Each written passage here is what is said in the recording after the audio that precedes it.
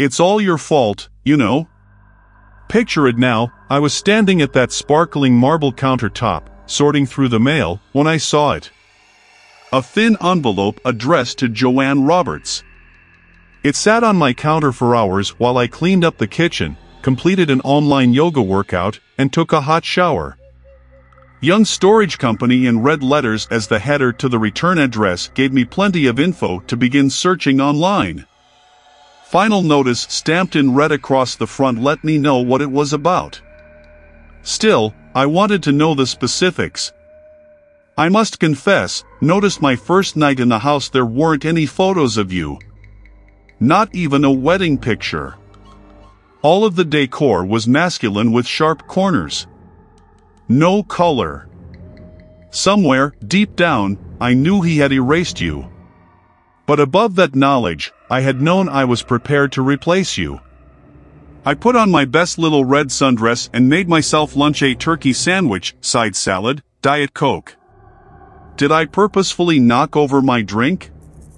Onto the letter? No.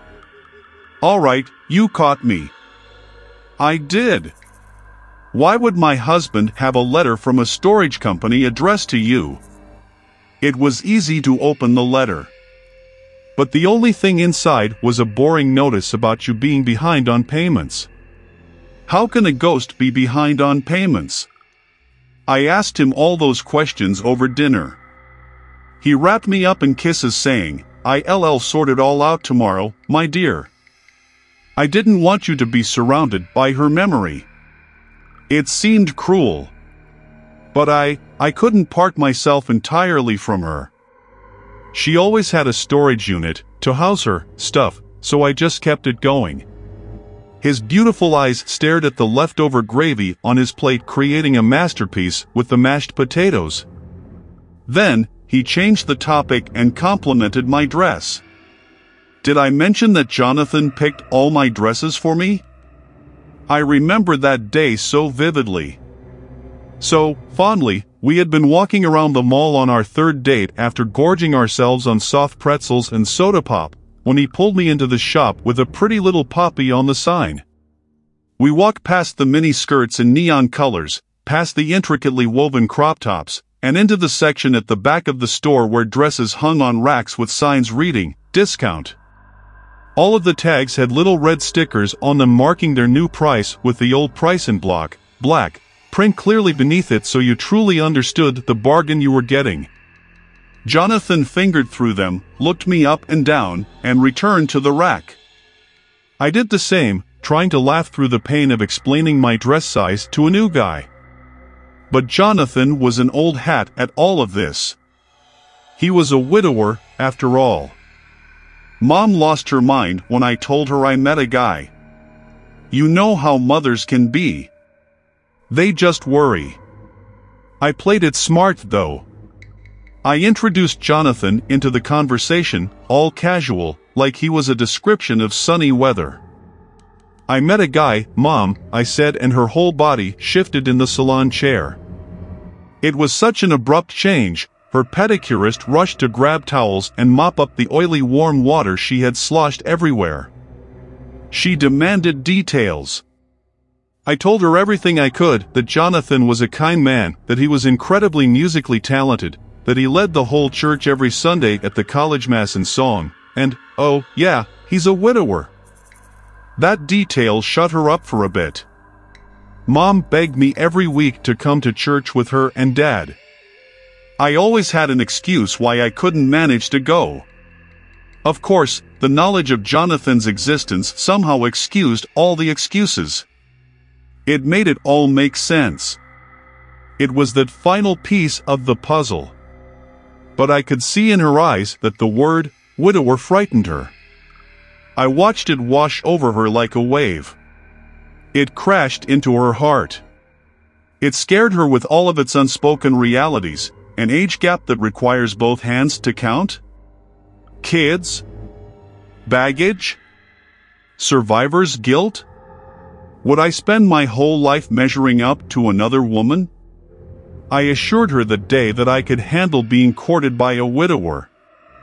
Jonathan, in his most charming state, was a master at courtship. After all, he had succeeded in the task at least once. He bought flowers, insisted on meeting Mom and Dad with wine in hand, and when he knelt down on one knee, the whole world held its breath waiting for my answer. Of course it was yes.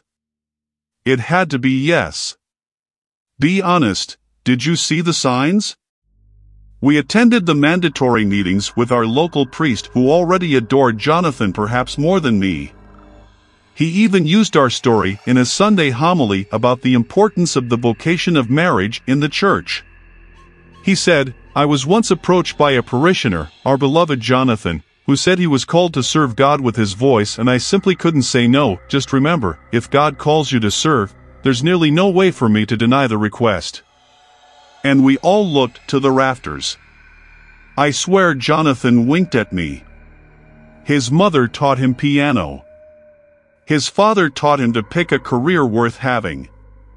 Which is how he had the gumption to endure college, law school, and life as a first-year associate. All of these milestones belonged to the first Mrs. Roberts. Jonathan didn't bring her into the conversation until halfway through our first date.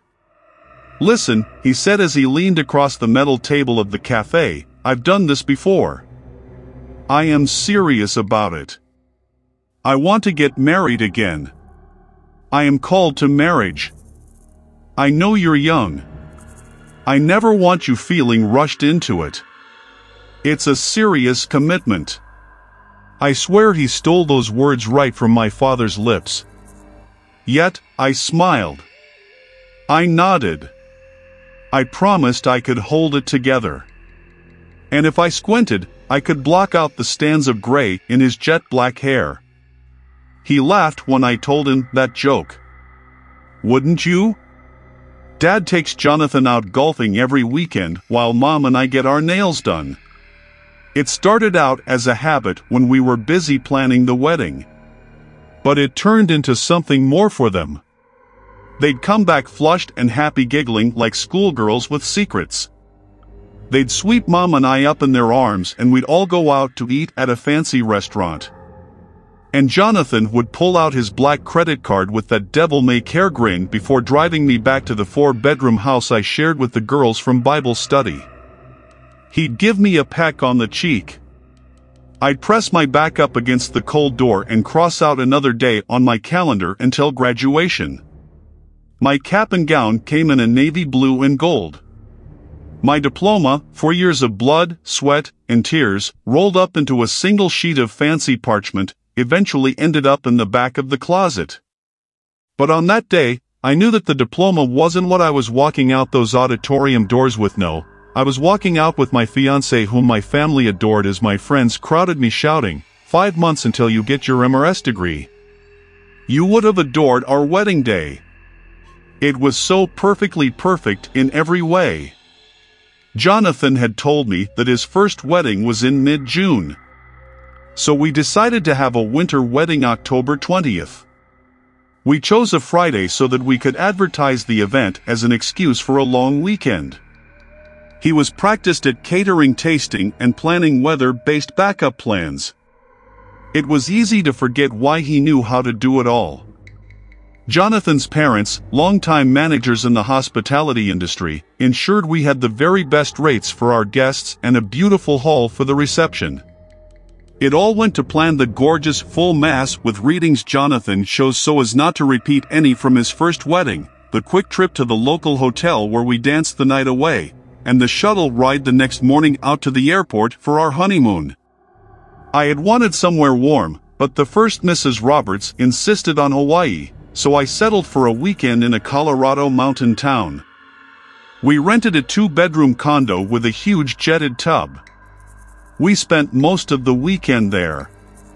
But Jonathan had insisted we step out to do some shopping, to eat a good meal, and drink a good glass of wine. See, that's the thing about Jonathan, when he's got his eyes locked on yours, that enticing bite of elk steak balanced on the edge of his fork, you'd do anything for him. I know I did. Do you know how long it took for Sandy to tell me all about her? The first Mrs. Roberts? My brand spanking new mother-in-law took me out to lunch a month after the wedding. We ordered an appetizer and sparkling drinks, and she launched into the story of the ghost who haunted my new husband's heart. I didn't even know your name until that day. It was Joanne. I was told Joanne was very pretty. She was a blonde with a slim waist and easy laugh. She wasn't close to her parents, so she clung to her new in-laws, coming to Sandy for advice every weekend over a glass of wine, to Leonard for help with her car troubles, which seemed to pop up nearly twice a month. That Joanne, she was apparently spectacular. She was the girl next door, literally. Sandy set up playdates on the regular between her son and Joanne when they were in elementary to rescue Joanne from her tragic home life. Have I mentioned that the first time I visited Jonathan's parents, they still had the old prom photo of the king and queen proudly displayed on the fireplace mantel? In fact, Sandy walked me over to it before dessert was even served. Don't worry, it was Joanne's favorite, pineapple upside cake. Jonathan told a different story of the first Mrs. Roberts. Did you know he only ever calls you the first? According to him, she was complicated and exhausting and a challenge. He always frowned when he spoke of her and held his chin in his hands, cleared his throat, or took another sip of red wine. So I dropped it. Joanne was always the hot poker of our marriage. The demand came a week after that letter. Jonathan locked eyes with me over coffee, scrambled eggs, and toast. He forbid me from going into the garage, saying, "I can't afford the payments on the storage unit. I've moved a box of her stuff into the garage. I don't want you getting hurt." I nodded and avoided that place like the plague. Except, last Sunday, when I stood in front of the garage door for 20 minutes before using the spare key we kept hung on the hook shaped like a moose's antlers, to unlock it. Jonathan's car was gone since he went to the office for the day. His latest trial was scheduled for the next day, so some final details simply needed arranging. He had made me breakfast. There was even a little note bearing his love. I had been perfectly happy eating my meal. It wasn't until I turned on the shower that I even considered the garage. See, I was comfy and cozy in a steamy shower when all the lights went out. I screamed from panic and called out Jonathan's name several times before I vaguely remembered that our breaker panel was in the garage. So I rinsed quickly, dried more quickly, and threw on some leggings before heading outside. Yes, I considered calling Jonathan. Of course, I did. I even considered calling my father or father-in-law or mother-in-law or knocking on the doors of some friendly neighbors. But I figured I was not just a 25-year-old, but a married woman, a wife. If I was ever to become the mother Jonathan needed me to be for our children, I had better be able to switch a breaker. The garage was musty, dusty, gross. Some faint lines from dust remained on our cement floor where Jonathan always parked his car. The huge freezer he received as a wedding present from my father didn't even work. I grimaced and examined my scene. There was my bike, the one with the big blue basket that Jonathan had surprised me with for my first birthday with him. There were all of his hunting outfits. He hated when I called them outfits, but what else would I call them? There was his splitting axe, his felling axe, and his hand axe hung up on the wall. There was a tent we bought for our first anniversary. It made me smile. And in the corner were 3 black totes with yellow lids, piled high on against a wall. But I could still make out the silver of the breaker panel, so I marched over and gently shoved them to the side. I could clearly see 2 switches weren't like the others, so I clicked them over. The freezer began to whir to life.